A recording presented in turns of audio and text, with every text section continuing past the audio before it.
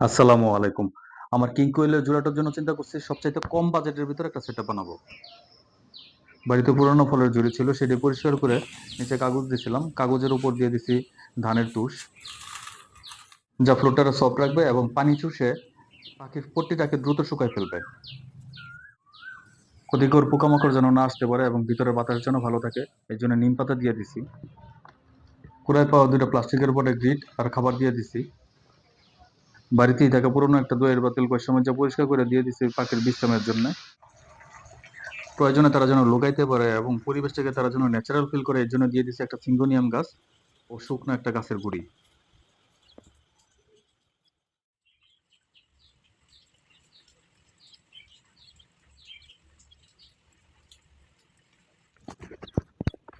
সেটআপটা ready করে পাখি দুটা সেটআপের ভিতর ছাড়ার পর দেখলাম এরা খুব ভালো করেই সেটআপটাকে গ্রহণ করছে।